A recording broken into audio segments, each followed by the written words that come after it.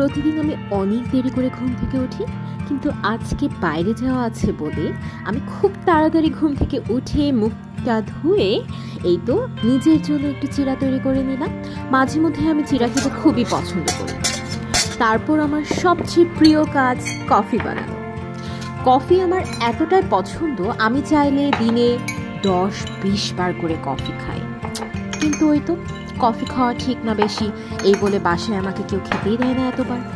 তারপরেও আমি কিছুটা সময় ট্রাই করি বেশি করে কফি বানিয়ে টেবিলে রেখে দিয়ে একটু পরপর গরম করে খাই। সবচেয়ে প্রিয় কাজ কফি বানানো। আমি মনের আনন্দে সময় নিয়ে নিয়ে কফিটা বানাচ্ছি।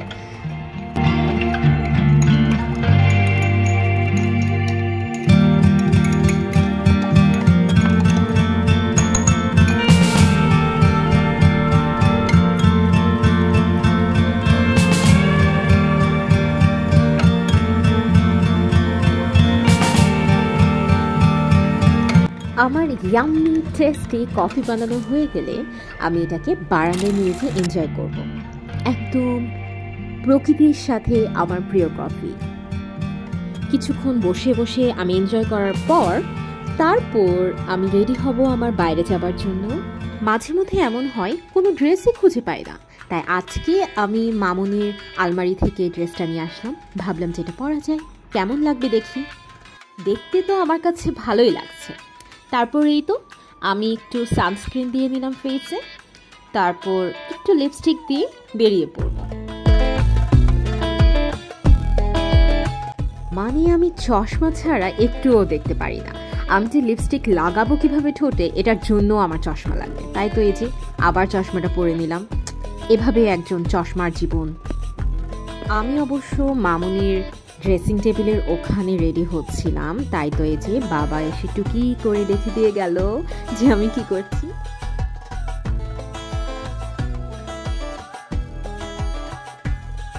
তারপর আমি একটু পারফিউম দিয়ে এই যে আমি রেডি।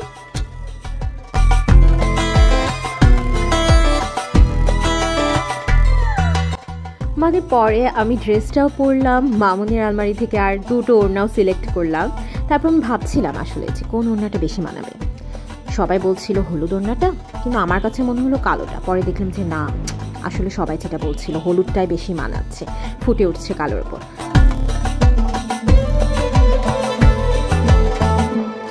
আসলে প্রথমে আমি আমার বোনের সাথে যাচ্ছিলাম বাইরে। প্রতিভা দেখছি বেশ ভালো করে সেজে এসেছে, তাই আমি বলছিলাম দেখি তোমাকে একটু আলোর মধ্যে। সুন্দর লাগছিল আসলে। তারপর আমরা রাস্তায় যাচ্ছি। আজকে রাস্তায় দেখলাম যে মেঘটা এত সুন্দর লাগছে, লাইক সবসময় কিন্তু ঢাকার রাস্তায় এত সুন্দর মেঘ দেখতেও পাওয়া যায় না, ছাদে গেলে হয়তো বা কখনো কখনো। তারপর আমরা ওই কাজ শেষে আমি আর আমার একটা ফ্রেন্ড একটু ঘুরতে বের হয়েছি।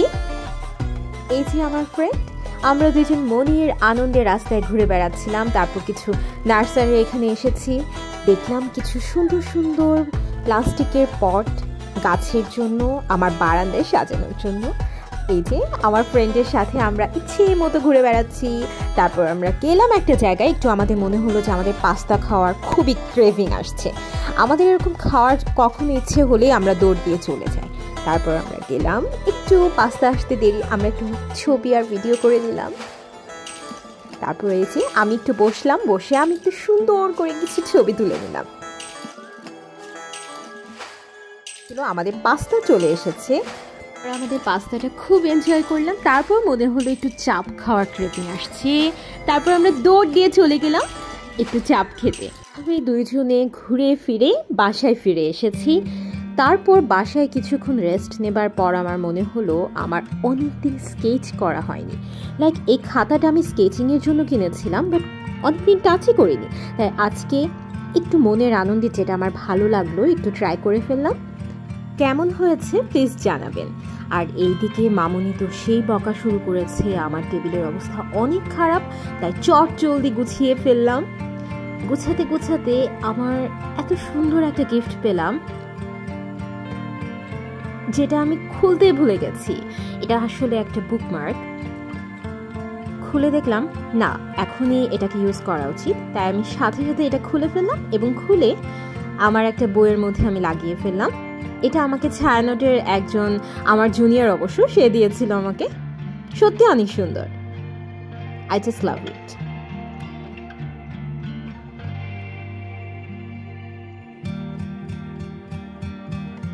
এত সব কিছু করে আমার গুছানো হয়ে গেল। Thanks for watching. বাই।